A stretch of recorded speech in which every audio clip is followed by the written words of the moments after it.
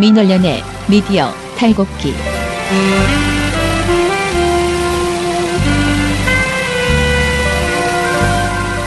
안녕하세요. 민원연의 미디어 탈곡기 57화 시작하겠습니다. 예, 저는 민원연의 김원경 사무처장이고요. 미디어 탈곡기의 이장입니다. 네, 저는 부녀회장 배나은 활동가입니다. 네, 이빨 빠질 이빨 빠질 호랑이. 무슨 말이야? 네, 청년회장 이봉 활동가입니다. 예, 저희 오늘 어디 다른 데 와 있습니다. 제가 좋아하는 마포 FM의 스튜디오에 왔습니다. 급습했습니다. 약속하지 않고. 지금 마포 FM의 대표의 방을 뺏어서 상당히 지금 사실 실례인데 오늘은 여기서 해야겠다. 네. 난 오늘 여기서 해볼란다. 김원경 처장님의 인맥을 이용해서 네, 부당한 이득을 취하고 있습니다. 이제 방송을 중단할 수는 없기 때문에 저희가 갑자기 사정이 생겨서요. 스튜디오가 안 됐어요. 그래서 여기 마포 FM으로 아주 들이닥쳤습니다. 전화도 안 하고. 생방송 중이길래 전화를 안 받더라고요. 그래서 대표의 방을 아무튼 뺏어서 지금 녹음 시작했고요. 그렇기 때문에 마포 FM에 대해서 홍보합시다. 뭔가 좋은 얘기 좀 한마디씩 해주시죠. 가장 잘 나가는 지역 자치 라디오죠. 네. 공동체 라디오. 네, 공동체 라디오. 네. 저는 이 마포에 또 살았고 성미산 마을에 오래 살았고 그리고 여기 마포 FM 이 대표 자꾸 대표 이제 헷갈리는데 아무튼 그분이 우리 민원연에 저랑 92년에부터 94년까지 민원연을 아주 열심히 같이 했던 친구입니다. 그래서 또 민원연의 활동가도 했었어요, 저분이. 예, 그래서 여러 가지 아무튼 친한 사람이 이걸 시작해가지고 마포 FM을 시작해서 많이 도와줘야 되는데 많이 도와주지 못하고 그러나 듣기도 잘 듣고 그리고 출연도 저도 많이 했었어요. 마포 FM 방송도 많이 하고 그랬습니다. 자, 아무튼 간에 마포 FM도 후원을 받고 있고요. 제가 보기에는 굉장히 여러 가지 좋은 그 방송을 해서 팟캐스트에도 굉장히 많이 올리더라고요. 그러니까 많이 한번 찾아서 들어봐 주시면 좋겠습니다. 저희가 오늘 시간을 짧게 써야 되기 때문에 수다는 자제하고 빨리빨리 방송을 좀 진행을 할게요. 누가 먼저 할까요? 저죠 또 뭐. 네, 늘 방송이 먼저라고. 네. 방송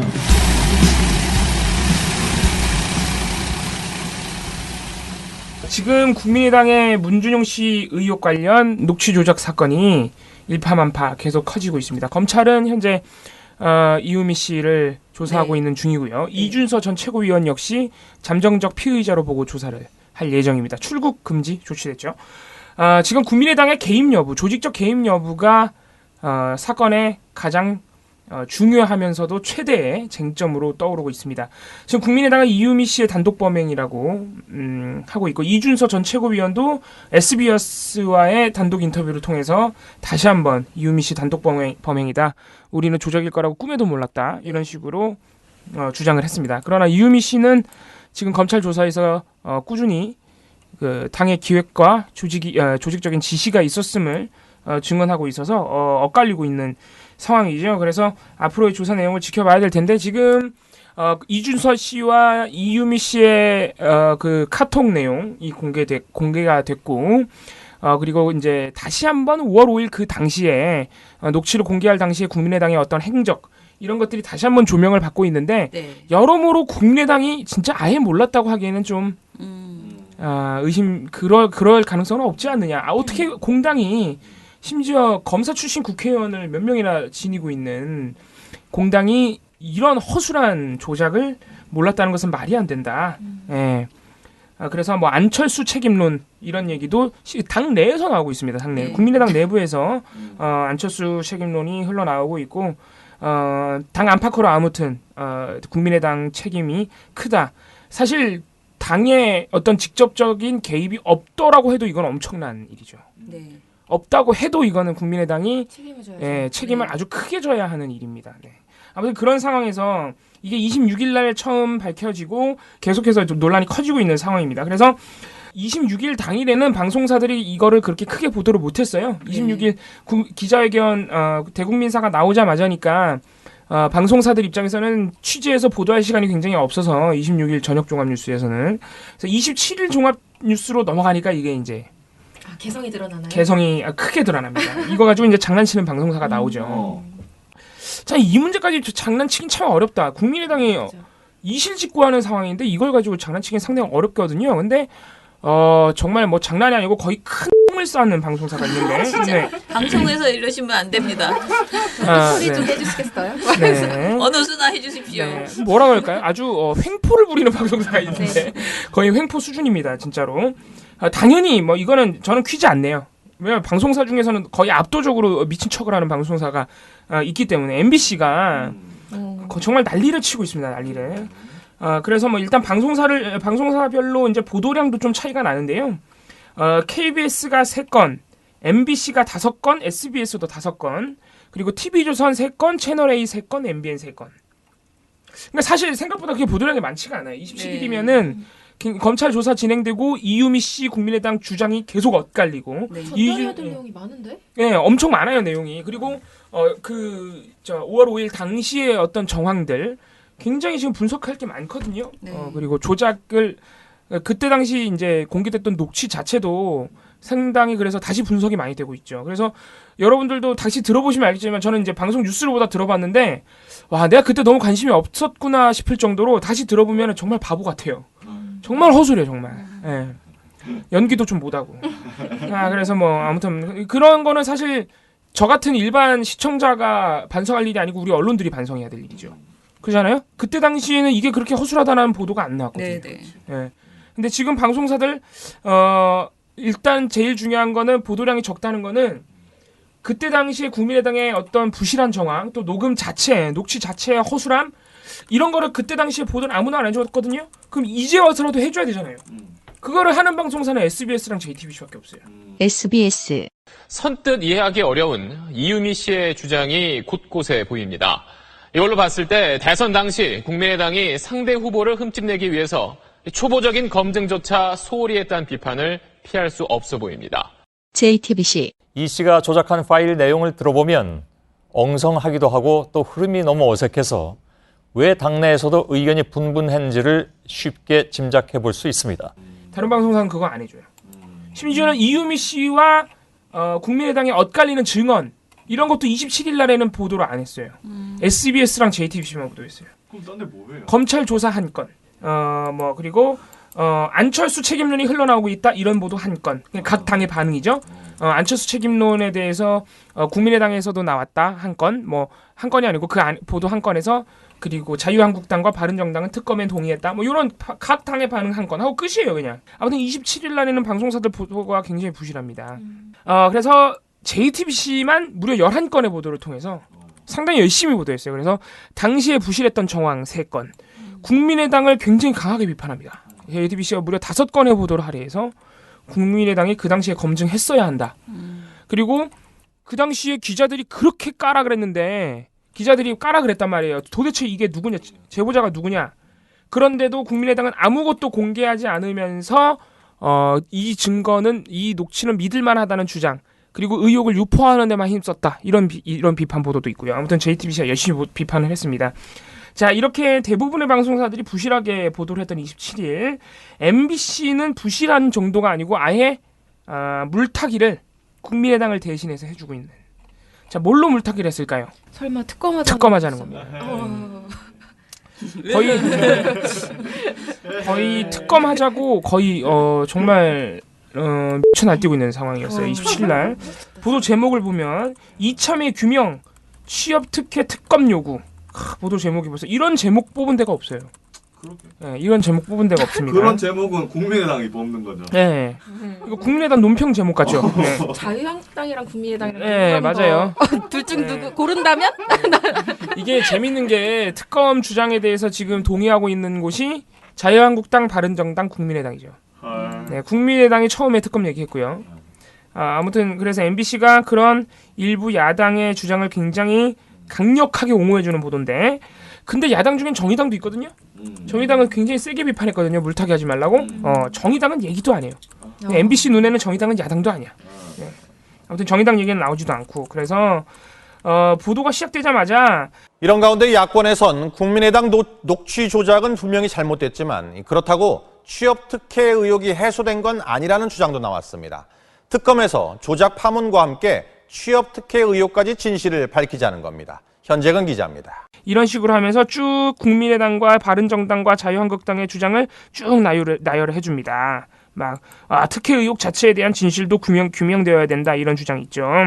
그러면서 MBC가 이번 사건의 본질은 문준용 취업 특혜다 이런 설명도 해주고요. 네. 와 이거는 진짜 대박이다. 네. 왜 본질이 그거래? 그거는 뭐 모르죠. 그런 근거는 없어요. 근데 이게 조작이고. 네. 바른정당도 조작 논란은 물론 본질인 취업 특혜에 대한 명확한 진실 규명이 병행돼야 한다고 밝혔습니다. 병행해서 특혜 의혹 사건에 관련된 진실도 규명이 되어야 된다고 생각합니다. 바른정당의 주장 이해운 바른정당 대표의 발언을 딱 녹취 인용해주면서 바른정당 주장으로 처리하긴 했어요. 이런 주장을 이번 조작 사건의 본질은 취업 특혜 의혹이다. 바른정당의 주장 뭐 이런 내용도 있고요. 그러면서 보도 막판에 가면은 보도 막판에 기자가 지금 상황을 뭐라고 정리하냐면 이처럼 입장차가 뚜렷한 가운데 현재 진행 중인 검찰 수사 상황에 따라 취업 특혜 의혹에 대한 진실 공방이 재점화할 수도 있습니다. MBC 뉴스 한정입니다. 이번 조작 사건으로 인해 취업 특혜 의혹에 대한 진실 공방이 재점화되고 있다. 아닌데? 네. 아무도 그거 안 어떻게 하면은 지금 사상 초유의 선거 공작이 일어나서 지금 다들 선거 공작, 증거 조작, 허위 사실 유포 이런 게 지금 핵심 쟁점이잖아요. 그런데 MBC는 취업 특혜 의혹이 재점화되고 있대요. 이것 때문에. 아무튼 시각이 참 특이한. 자, 이 보도는 그래도 굉장히 얌전한 보도예요. 어쨌든 간에 야권의 주장을 인용하면서 여론전을 펴는 거니까. 다음 보도가 아주 재밌는데 다음 보도가 15년 만에 재현된 대국민 사기극이라는 보도입니다. 제목의 보도예요. 자, 15년 만에 재현된 사기극이 뭐냐면 2002년 병풍 사건을 말하는 겁니다. 그래서 근데 이게 MBC가 이 보도를 통해서 하는 말을 제가 딱 요약을 해드리자면 뭐냐면 2002년 병풍 사건과 지금의 이 사건이 되게 비슷하다. 녹취를 조작했고 유력한 대선 주자를 음해했다. 네, 그렇죠. 어쨌든 유력한 대선 주자의 아들을 음해했다죠. 네, 맞습니다. 네, 맞는 말이에요. 그런 공통점이 있죠. 그런데 MBC가 보기엔 차이점이 있어요. 일단 이회창 당시 후보 2002년 당시의 후보는 졌는데 이번에 문재인 대통령은 이겼다 이거예요. 뭐 여기까지는 뭐. 그 다음 차이점이 굉장히 웃깁니다. 2002년 병풍 때는 그 이제 녹취를 조작한 분이 김대엽이라는 분이에요. 김대엽 씨가 조작했던 녹취에서 이회창 후보 아들의 병영 회피 의혹이 시작된 것이다. 그래서 김대엽 씨가 조작했던 그 의혹은 완전히 거짓으로 판명이 됐다. 그건 거짓이다. 근데 이번엔 다르다 이거예요. 이번엔 다르다. 이번에는 문재인 대통령 아들의 취업 특혜 의혹은 원래 계속 있었다. 굉장히 굉장히 의혹이 컸다. 국민의당이 그거를 알리기 위해서 악의적인 조작을 한 것뿐이다. MSG를 좀 쳤다. 네, MSG를 쳤다는 거예요. 그리고 또 한 가지. 이회창 당시 후보 아들의 의혹은 거짓이었지만 이 의혹은 이미 특혜 취업 의혹이 커져 있는 상황에서 의혹의 파괴력을 키우기 위한 악의적 조작이었습니다.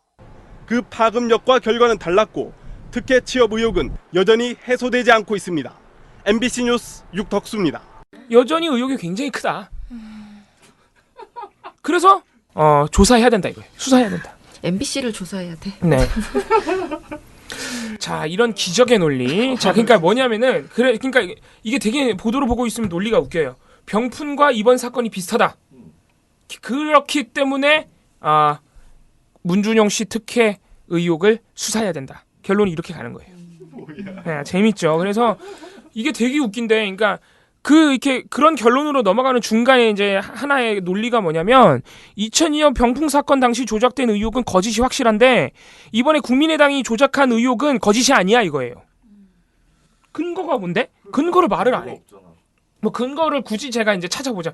이런 MBC 같은 보도의 그 문제점이 제가 굉장히 힘든 점이 뭐냐면 자꾸 근거가 없으니까 제가 근거를 찾게 되잖아요. 야, 너 이걸 근거라고 된 거겠지 막 하면서 자꾸 고민하게 된다고. 그러니까 근거 중에 하나라고 제가 뭐 굳이 찾아낸 게 중에 하나가 김대엽 씨 2002년 병풍은 김대엽이 완전히 처음부터 끝까지 만들어낸 의혹이고 문준용 씨 의혹은 원래 있었다 이거예요. 원래 있었는데 국민의당이 양념을 쳤다 이거야. 악의적 조작으로. 이게 근데 말이 안 되는 게 원래 있었던 게 아니라 이번 대선에도 3월 17일 날 국민의당이 먼저 낸 거예요. 제기를 한 거란 말이에요. 왜냐면은 2012년 대선에서도 한 번 이미 논란이 돼가지고 그때 그 이제 노동부 감사에서 어쨌든 특혜로 볼 수 있는 증거는 없다고 보고서가 나와요. 감사 보고서가 나왔단 말이에요. 그래서 2012년 당시에 그 논란이 끝났어요. 그래서 대선에서. 그런데 이번 대선에서 괜히 또 국민의당이 3월 17일 또 얘기한 거란 말이에요. 그럼 뭐예요? 굳이 MBC처럼 말을 하고 싶으면은 사실관계를 따져보면 국민의당이 자기네가 키워놓은 논란에다가 그 논란을 더 키우기 위해서 악의적 조작을 저질렀다. 이렇게 가는 게 맞는 거죠. 원래 의혹이 있었는데 거기 양념을 친 게 아니라. 그러니까 MBC가 처음부터 끝까지 막 논리를 만들어내는 거예요. 막 병풍이랑 비교하면서 병풍 사건이랑. 예. 결론은 문준용 씨를 조사하자 이거야. 야, 진짜 대선 네. 끝났는데도 이렇게 괴롭힐 줄은. 네. 그래서 이런 행태 가지고 우리 노회찬 정의당 원내대표는 뭐라고 했어요? 이런 식으로 하면 특검 주장하고 그러면 대선 불복이라 그랬어요. 그 특검하자는 얘기는 저쪽도 여전히 의혹이 있다라는 얘기를 지금 하는 거 아니겠습니까? 저는 이거야말로 대선 불복이라고 생각합니다. 대선 불복. 네. 그리고 또 하나는 이거 굳이 이제 반박을 해드리자면 병풍 사건이랑 이렇게 단순 비교하는 것 자체가 굉장히 무리예요. 왜냐면 병풍 사건 당시에는 이회창 후보가 그 이제 조작된 의혹의 당사자인데도 계속 1위를 달렸어요. 박빙이지만 1위로 달리다가 대선 당일날 지는 거야. 그런데 국민의당 같은 경우에는요 이미 그 녹취를 공개할 당시에 엄청나게 지고 있었어요. 자기네 후보가. 5월 2일 JTBC 뉴스룸. 오늘까지의 여론조사가 그 결과를 공표할 수 있는 마지막 조사입니다. 더불어민주당 문재인 후보가 40.2%로 1위를 이어가는 가운데 안철수 후보는 일주일 만에 25.2%에서 19.7%로 하락세가 이어졌습니다. 그러니까 이렇게 단순 비교하기 어렵죠. 지다가 그냥 끝까지 진 거고. 그러니까 지니까 그거를 만회해보기 위해서 사실은 무리수를 둔 거죠. 5월 5일 날. 그런 한 가지 차이점이 있고 그리고 김대엽 씨는요. 대선 전에 구속이 됐어요. 조작한 게 다 들통나가지고. 그런데 지금 국민의당은 뭐예요? 대선 끝나고 한 달이 훨씬 더 지났는데 이제 와서 실토하는 거 아닙니까? 엄청난 차이죠. 그러니까 대선 전에 병풍 사건은 대선 전에 그래도 국민들이 이건 조작이구나 알았단 말이에요. 그런데 이번 사건은 대선이 끝나고 한참 뒤에 알게 된 것이죠. 네, 이런 좀 구체적인 차이점도 있고 하지만 무엇보다 MBC가 병풍 사건이랑 이런 식으로 비교하면서 병풍이 조작한 의혹은 거짓이고 이번엔 아니야. 이번엔 사실일 가능성이 있어. 이런 식으로 보도하는 그 시각 자체가 굉장히 잘못된 게 두 사건 모두 본질은 뭐냐면은 민주주의의 기반을 흔드는 선거 공작이라는 거예요. 그게 본질이죠. 그렇기 때문에 국민의당을 굉장히 조사를 많이 해야 되고 만약에 혐의점이 드러나면 모든 당사자들을 엄하게 처벌해야 되는 겁니다. 거기에 초점이 있는 거지 지금 그때 의혹은 거짓 이런 게 지금 완전히 초점을 흐리고 있는 거죠. MBC가. 그러니까 완전히 프레이밍을 하고 있는 거죠. 지금 선거 공작이 중요한 게 아니라 문준용 씨 특혜 의혹이 사실인지가 중요하다. 이런 식으로 계속 이렇게 본질을 흐리고 있는 겁니다. 그래서 MBC가 상당히 문제가 크다 이런 말씀드리고 그래서 TV조선 같은 경우에도 그러니까 이런 MBC, TV조선, 채널A, MBN 이 네 방송사가 가장 문제가 되는 게 뭐냐면 특검을 그냥 있는 그대로 받았어요. 특검 주장을. 문준용 특검 주장을. 그에 대한 비판 여론을 써주질 않아요. 심지어는 그 특검 주장에 대해서 국민의당 내부에서도 비판이 나왔거든요. 국민의당 김태일 혁신위원장. 일각의 특검 주장은 국민들에게 국민의당이 이 문제를 구태의연한 정치 공방으로 물타기 하는 것으로 보일 가능성이 있고 이거는 완전히 그냥 누가 봐도 물타기인데 그러면 안 된다 이런 식으로 당 내에서도 비판이 나왔거든요. 요거를 KBS, SBS, JTBC만 보도해요. 당내 비판을.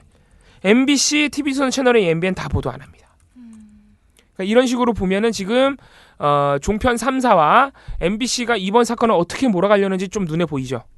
MBC는 너무 지금 벗고 날뛰고 있는 거고 TV조선 채널의 MBN은 간 보면서 특검으로 몰아가려는 거예요. 이런 식으로 보도가 계속되면은 MBC, TV조선 이런 방송사들은 계속 그냥 시청률 1% 안 나오는 거죠. 네. 그래서 제가 어제 보고서를 막 초안 날것을 막 받았잖아요, 어제. 그래서 막 너무 두서없이 막 그 보면서 이것의 의미를 크게 생각 안 했었는데, 제가 어제 말하다가 이제 종편에서 그 이제 정치데스크, 채널A 정치데스크에서 권양숙 여사 의혹에 대해서 잘못한 건 바로바로 인정을 하고 정정하는 모습이 좋네요라고 말했다 그랬잖아요. 홍성규 씨가 앵커가. 네. 근데 사실 이거를 다시 제가 이렇게 곰곰이 생각해 보니까 보고서를 정리하면서 보니까 이게 당시에 거의 지금 사태와 거의 똑같은, 물론 그건 조작은 아니지만 큰 실수를 했던 거잖아요. 근데 이때 만약에 제대로 혼났다면 국민의당이 이런 그 폭로성 주장을 아무렇게나 하는 것, 대책 없이 하는 것에 대해서 제대로 혼났다면 이런 일이 또 발생했을까 그런 생각이 들었고요. 이게 사과를 한 날이 5월 4일이었고요. 그 다음 날 이런 폭로를 또 한 거예요. 예. 예. 개벌은 그러니까 남 못 준다 그러죠? 예. 뭐 개가 뭐를 못 끊는다는 말도 있죠. 근데 저는 좀 아무튼 이랬어요. 그때 연합뉴스 보도를 보니까 5월 4일 날 뭐라고 했냐면은 그 국민의당 공명선거 추진위원장 이용주 의원이 비록 착오로 인한 것이지만 권 여사께 진심으로 사과드린다. 그냥 제사 기회 이자를 빌어 진심으로 사과드립니다. 전적으로 저의 잘못입니다. 향후 제가 책임져야 할 부분이 있으면 인분의 책임을 지고 가겠습니다. 권양숙 여사께는 이후 직접 찾아뵙고 다시 정중히 사과를 드리도록 할 예정입니다.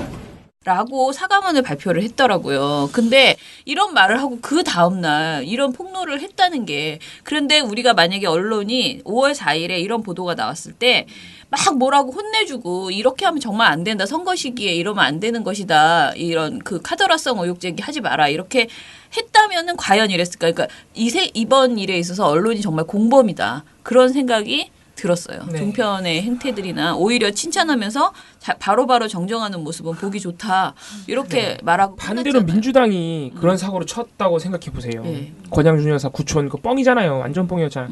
민주당이 아마 그런 사고 쳤으면 난리 났을 겁니다. 이제 엎어졌을 거예요. 언론들이 이명박근혜 아바타입니까? 실망입니다. 4차 산업혁명은 이미 우리 곁에 와 있습니다. 민원녀는 4차 산업시대를 맞아 언론의 미래만 보고 가겠습니다. 우리나라의 기울어진 언론 지형을 바로잡을 단체 누굽니까? 민원년의 미디어 달곡기.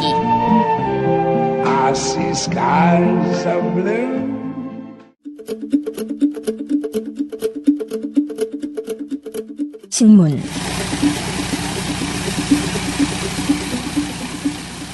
27일 날 정부가 좀 그러니까 일부에서 충격을 받을 만한 네네. 어떤 사안을 좀 공개를 네, 했죠. 뭔지 그러니까 알죠. 신고리 556호기 네. 라는 것이 이제 지금 건설 중인데 네. 공사가 허가가 나서 진행을 하고 있는데 네. 이거를 일단 중단하고 네. 우리 공론화위원회를 만들어서 3개월간 좀 얘기를 해보고 최종 심의 배심원단을 만들어서 네. 계속 공사를 할지 완전히 엎을지를 결정하자라는 제안을 했어요. 민의를 수렴하자는 겁니다. 그렇죠. 그러니까 사실 이거는 대선 공약이었어요.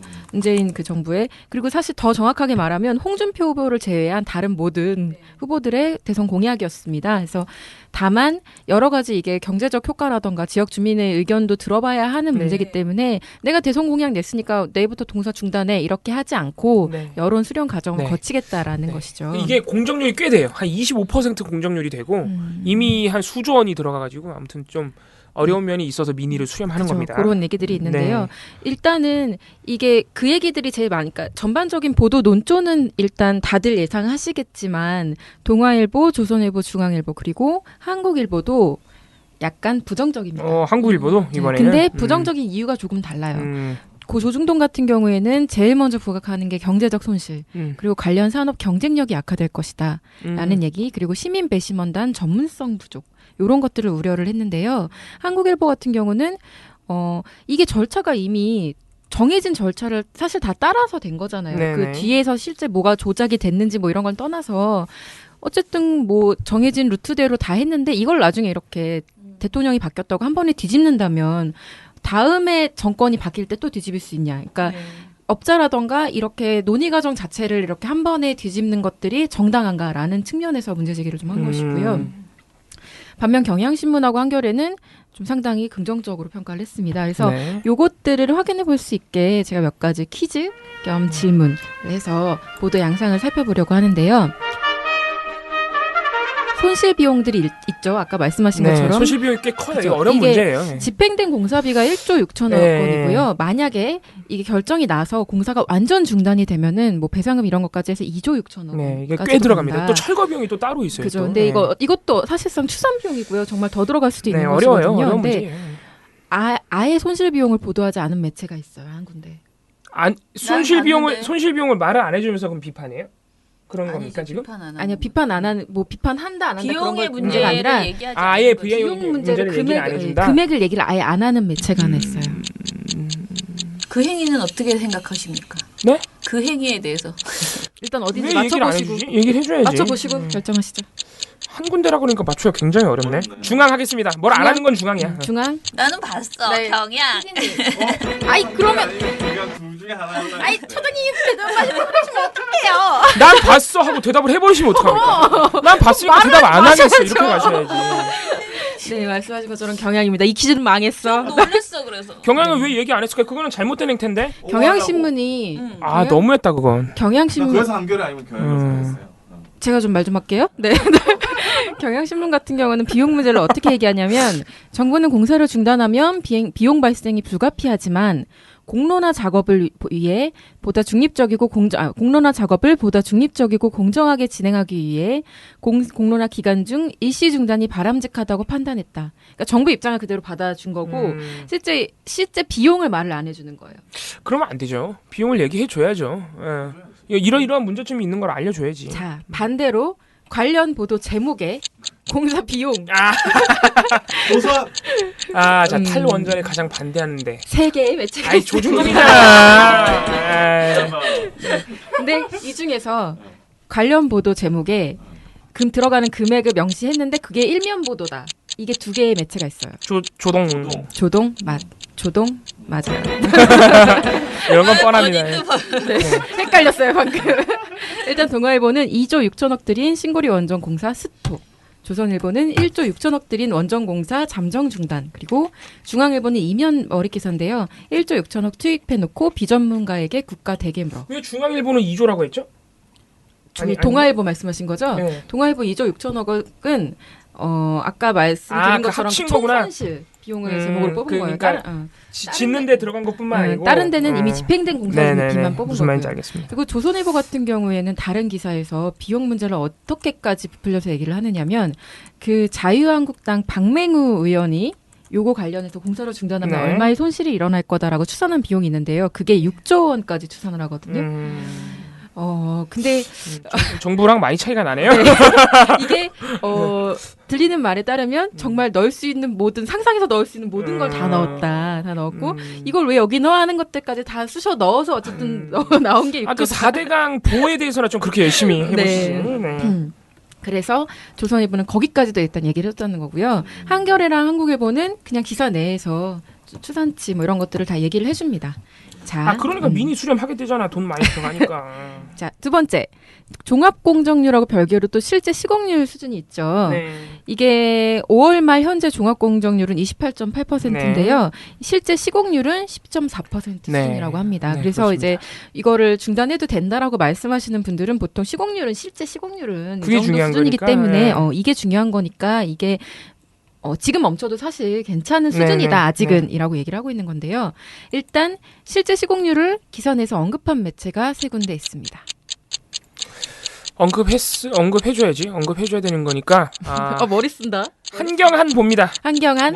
네. 나도 그렇게 하려고 했는데. 네, 정답입니다. 네, 그러니까 그건 좋은 거니까. 잘한 거니까. 바로 다음으로 넘어갈게요. 네. 전기요금 상승 문제. 빠지지 않죠. 전기요금 폭등 우려. 그건 뻥이지. 인간적으로 그건 뻥이야, 근데. 일단 사실 우리가 탈핵을 하면 전기요금은 상승할 수밖에 없는 측면이 있어요. 폭등은 아니야, 근데.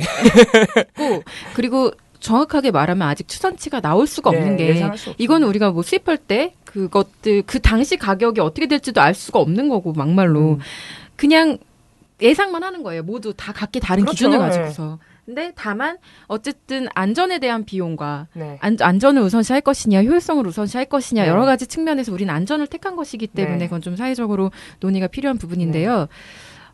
전기요금 폭등 우려를 전달한 곳은 두 군데 매체입니다. 조동. 조동 두 분 다 틀렸어요. 소장님 빼겠습니다. 또 난 아는데 이러면서 막. 조동이 아니면은 조중 갑니다. 조중. 이렇게 맞을 때까지 계속 바꿀 거예요? 네, 조중입니다. 네, 조중이지. 조동 아니면 조중이야. 일단 조선일보는 사설에서 최근 5년 평균 전력 판매 단가를 언급을 하면서 전기요금이 굉장히 비싸질 수밖에 없다. 이렇게 말을 해주고요. 하지만 뭐 글쎄요, 그거 외에는 다른 얘기는 없었고요. 아니, 탈원전을 그냥 하겠다는 게 아니고 대책을 마련하면서 하는 거니까. 그렇죠. 중앙일보 같은 경우에는 일본 사례를 언급을 하면서 일본도 전기요금 급상승했다. 이렇게 언급을. 그거는 사실관계를 확인을 해줘야 되는 거 아닌가? 언급을 해줬습니다.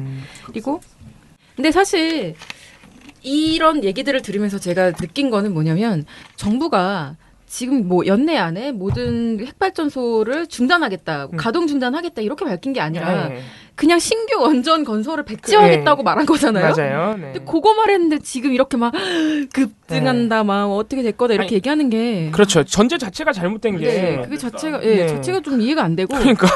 또 하나는 그 JTBC가 요거 관련해서 팩트 체크 보도를 하나 냈더라고요. 네, 맞습니다. 그래서 탈원전으로 전기요금 폭등 확인해보니라는 보도인데요. 이게 정부 발표 기준을 그대로 반영해서 만들어낸 국책연구기관 에너지경제연구원 분석 결과를 얘네가 좀 추산을 한 건데 요 보도에 따르면 폭등 이렇게 전망을 해도 되겠습니까?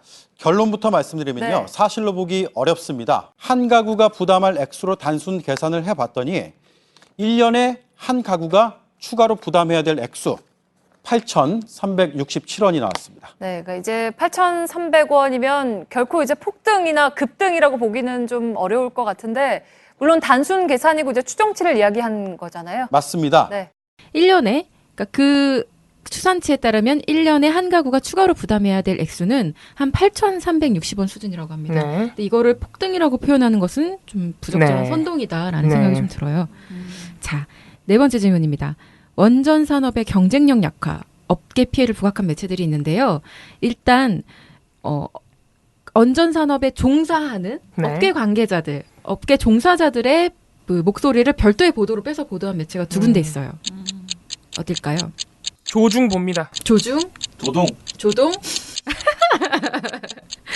네, 틀렸습니다. 두 분 다. 동중. 야, 맞출 때까지 하지 말라고. 앞으로 상품을 걸어야겠다. 중앙일보랑 한국일보였습니다. 아쉽네. 중앙일보는 일단 원자로 핵심 기술 개발했더니 한숨 쉬는 중기들 이런 보도를 내놓고요.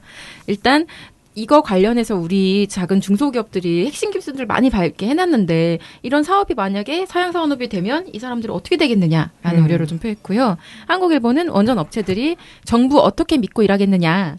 이렇게 다 절차대로 따라서 정해진 사안을 이렇게 정부가 뒤집으면 같이 일 못한다. 라는 그런 네. 피해사항을 좀 부각을 했습니다. 근데 뭐 업계의 목소리를 담아주는 것도 필요한 보도입니다. 옳다 사실은. 나쁘다의 네. 문제는 아니고요. 네. 부각을 했냐 안 네. 했냐인데요. 그렇다면 이것과 함께 나와야 되는 거는 주민들 여론. 그렇죠. 이게 중요한 거예요. 여론을 주민들 어떻게 봐야죠. 보도를 했느냐를 좀 봐야 될 것 같은데요.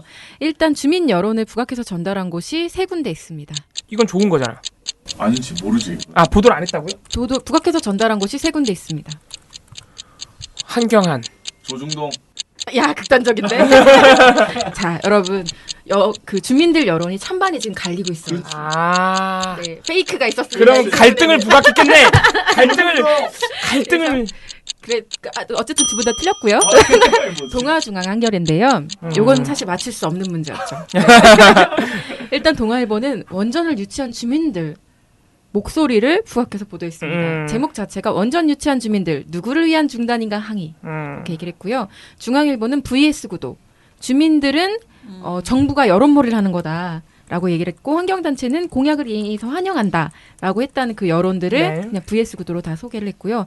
반면 한겨레는 대통령이 우리 편지의 화답 모처럼 웃음 밀양 보도를 통해서 그 경남 밀양 주민들 목소리를 네. 굉장히 좀 상세하게 전달을 했습니다. 근데 사실 경향이나 조선, 한국일 같은 경우는 별도의 기사로 전달을 하지 않았지만 기사 내에 그 나오는 말들을 보면 어느 단위 주장에 좀 기울어져 있는지는 확인이 되는데요. 일단 경향은 정부 결정에 반발하는 목소리를 아예 전달을 안 해요. 아, 경향이 요새 왜 이러죠? 약간 좀 요 부분에 있어서는 네. 경향신문이 좀 앞서서 보도를 열심히 했거든요. 이런 휘발전소 폐기. 그래서 조금 기울어진 보도를 한다. 그래서 저는 그것도 나름 뭐 네, 방향이라고 생각을 자기네 하고요. 방향성이죠. 네네네. 그리고 대신 환경단체들 입장, 환경운동연합이나 에너지정의행동 이런 것들의 입장을 좀 상세히 전달을 합니다. 조선일보는 어떻게 보도했을까요? VS 구도로 보도를 하는데 그 중에서도 약간 유치 입장이겠죠. 네, 유치 입장에 좀 더 네. 상세하게 그 분량을 할애를 하고 있고요. 네. 한국일보도 마찬가지예요. 환경단체는 환경 입장했다라고 전달을 하는데 그 뒤에다가 하지만 원전 건설을 통해 지역 개발을 희망했던 주민들과 공사에 참여했던 업체나 학계들은 반발하고 있다라고 덧붙여주고 있습니다. 자, 시민배심원단의 전문성에 직접 우려를 표하거나 관련 여론을 전달한 매체는 한 군데입니까?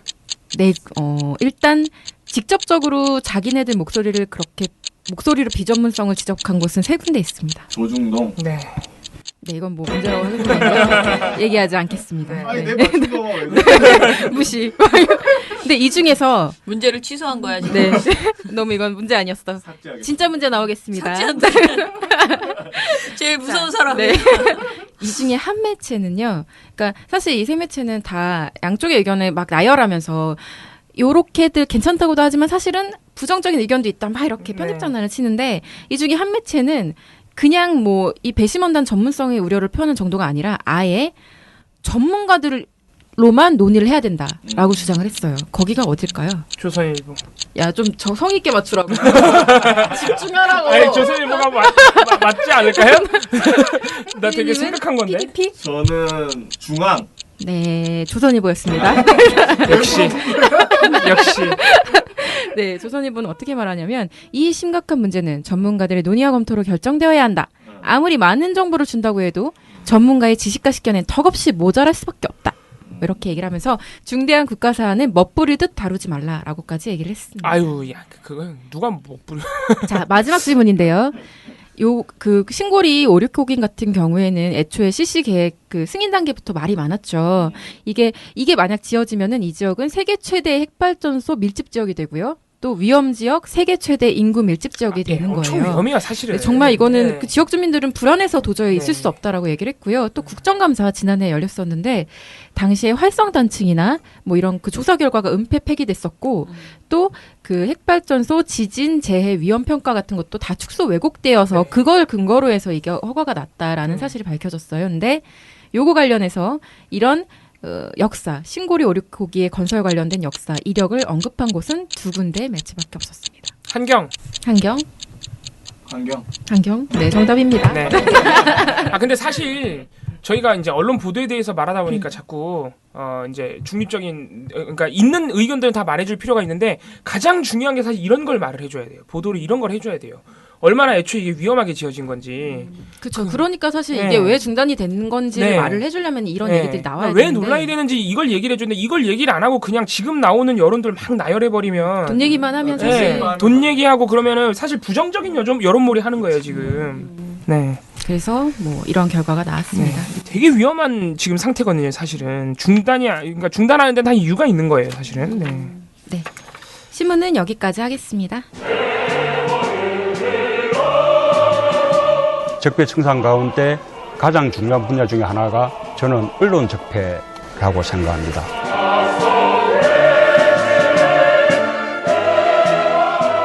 민원연에 대한 압도적 지지가 대한민국의 새 시작을 여는 힘입니다. 시민 여러분들의 힘으로 언론 교체 꼭 해내겠습니다. 정말 잘해보고 싶습니다. 힘을 모아 주십시오.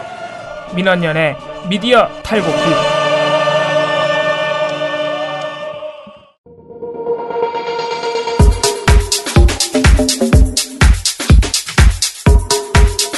종편.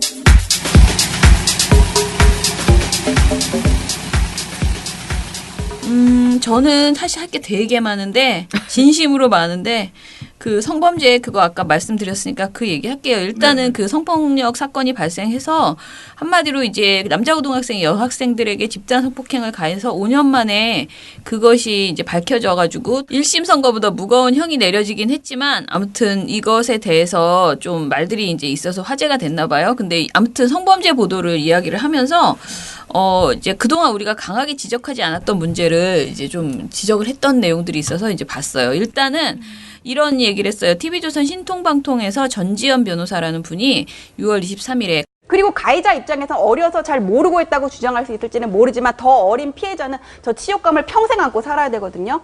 라고 이야기를 했거든요. 네. 이 발언이 문제로 있어 보여요? 치욕감이라는 표현을 피해자한테 네. 그러니까 이제 사실은 많은 사람들이 성폭력이 얼마나 큰 잘못인지를 강조하는 과정에서 이런 이야기들을 쉽게 하거든요. 근데 사실 이게 되게 하지 말아야 될 표현이라고 성폭력 수첩 같은 거 가이드라인에서는 이야기를 해요. 네. 근데 이거를 저도 강하게 지적을 한 적이 없어요. 왜냐면 이런 말들이 사실 너무 일상다반사로 네, 나와서 네, 네. 근데 이 친구는 이제 그거를 제가 읽어보고 쓰라고 했기 때문에 열심히 읽어보니 이거는 문제가 있다 이렇게 지적을 했더라고요. 근데 이게 뭐냐면은 여성가족부와 한국기자협회 한국여성 인권진흥원에서 같이 만든 성폭력 사건 보도수첩이라는 게 있습니다.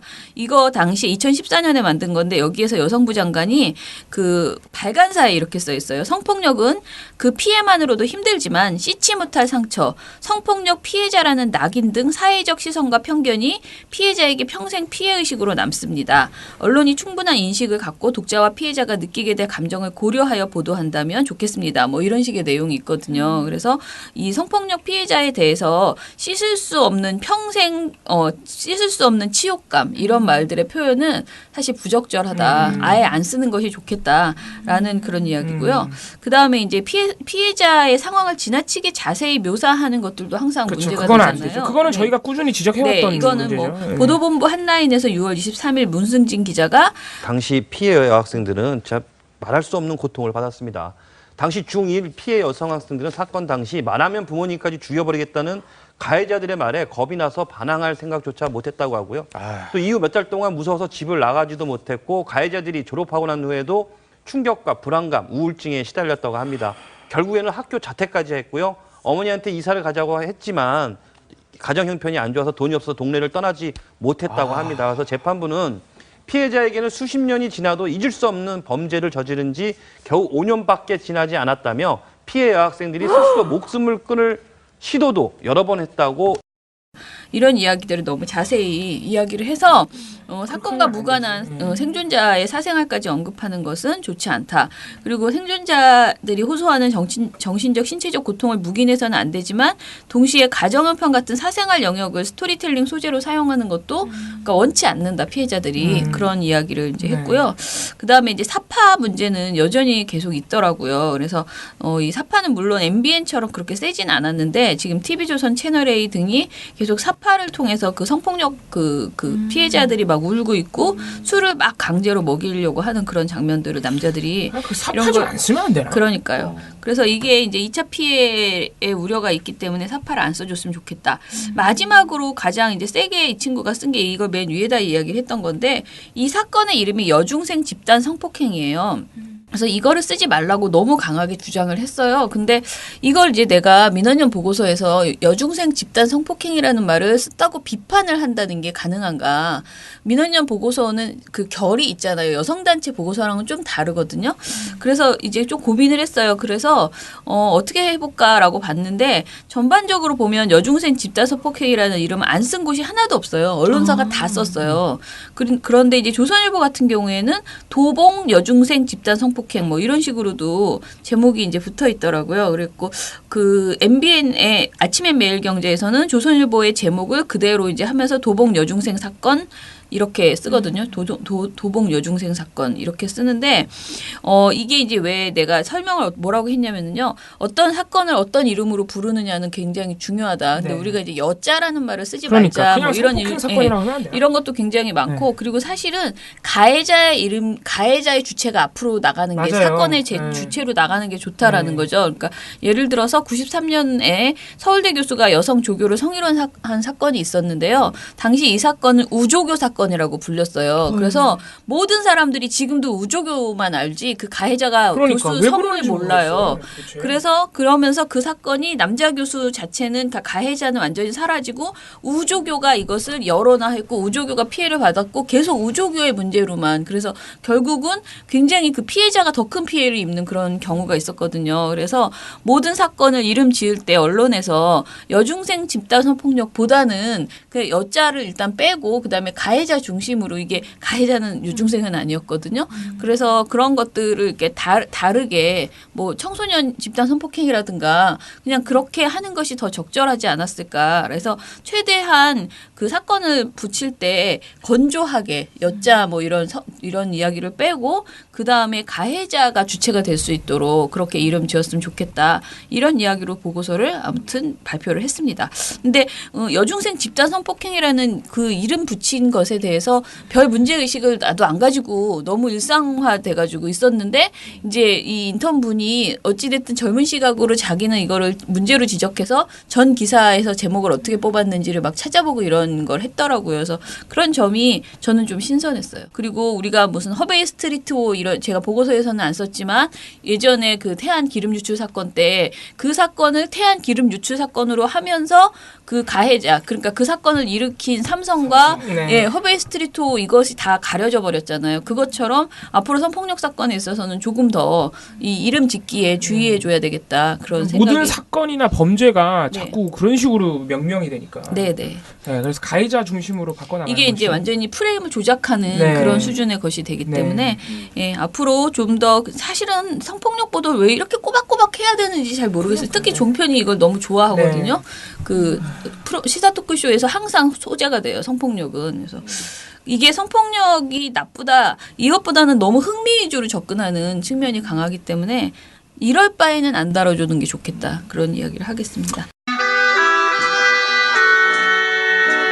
시민이 단결만 하면 언론 집회 세력 무조건 이깁니다. 왜 종편이라고 하는가 하면 종일 편파방송만 한다고 종편이 종일 편파방송이 내 욕이나 하고 엉터리 여론조사 발표나 하고 그래갖고 국민 여론을 오도를 하고 종편이 그 4개 중에 2개는 없애버리고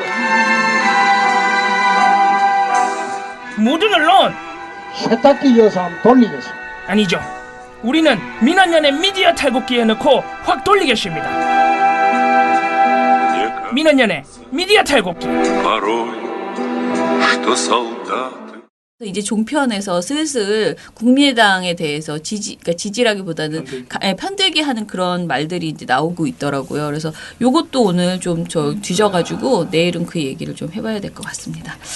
예, 저희가 털어야 될 일은 진짜 이게 줄어드는 일이 없는 것 같아요. 그죠? 자, 우리 남의 집을 빌려서 일을 하는 관계로 이걸로 마무리를 하겠습니다. 민원연의 스튜디오 습격사. 민원연 그리고 내일 스튜디오 공사합니다. 저희 드디어 네 이제 다음 주 월요일에는 우리 스튜디오에서 녹음할 수 있게 되었습니다. 과연. 네. 오늘 가능할까요? 과연. 할 수 있습니다. 네. 그러면 민원연의 미디어 탈곡기는 내일도 열심히 털어드리겠습니다. 탈탈탈. 안녕.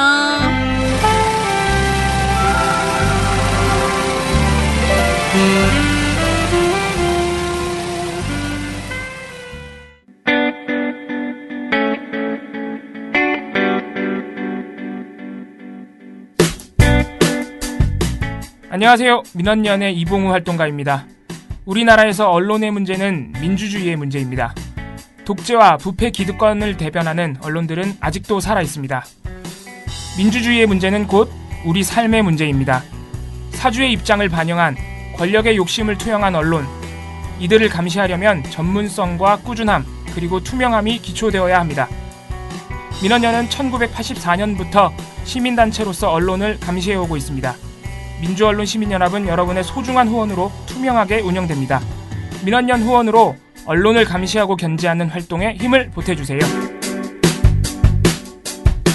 민주언론 시민연합은 여러분의 소중한 후원으로 투명하게 운영됩니다. 회원 가입 및 후원 문의 전화번호는 서울 전화 02-392-0181입니다.